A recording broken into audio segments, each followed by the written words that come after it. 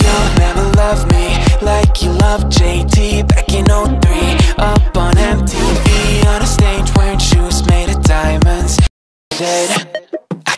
Halo, pemirsa setia. Hari ini, kita akan membahas sebuah langkah signifikan yang diambil oleh pemerintah Indonesia di bawah kepemimpinan Presiden Prabowo Subianto. Pemerintah berencana memberikan amnesti kepada sekitar 44.000 narapidana di seluruh Indonesia.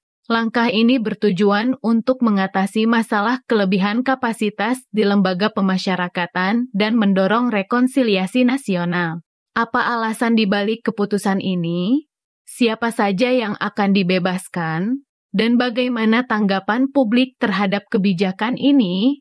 Kita akan kupas tuntas di video ini. Jadi, pastikan kalian menonton sampai akhir dan jangan lupa untuk like, komen, dan subscribe agar tidak ketinggalan berita terbaru lainnya. Menteri Hukum, Supratman Andi Aktas, menyatakan bahwa usulan pemberian amnesti ini telah diajukan kepada Presiden Prabowo. Amnesti ini ditujukan untuk beberapa kategori narapidana, termasuk mereka yang terlibat dalam kasus penghinaan terhadap kepala negara, aktivis politik, dan pelanggaran terkait kebebasan berekspresi.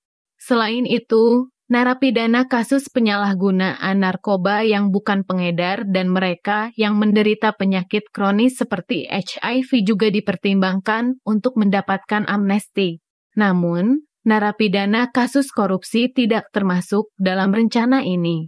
Rencana ini masih dalam tahap pematangan dan akan melibatkan pembahasan dengan parlemen. Pemerintah berharap bahwa dengan memberikan amnesti ini, para narapidana yang dibebaskan dapat berkontribusi positif bagi masyarakat, misalnya dengan berpartisipasi dalam program ketahanan pangan atau bergabung dengan komponen cadangan militer. Langkah ini juga dipandang sebagai upaya untuk menciptakan suasana yang lebih damai di Papua dengan memberikan pengampunan kepada para aktivis yang terlibat dalam aksi protes dan kebebasan berekspresi.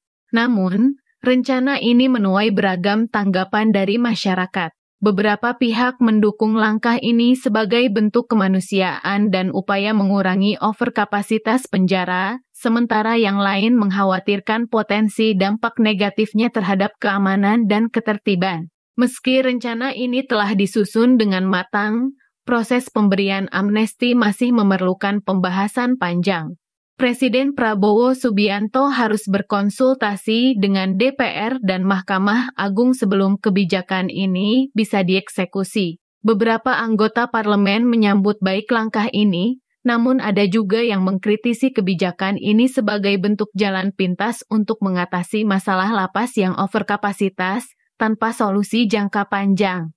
Selain itu, ada kekhawatiran di kalangan masyarakat bahwa pemberian amnesti yang terlalu luas bisa meningkatkan angka kejahatan kembali atau mengurangi efek jera bagi pelaku tindak pidana. Bagaimana menurut Anda, pemirsa?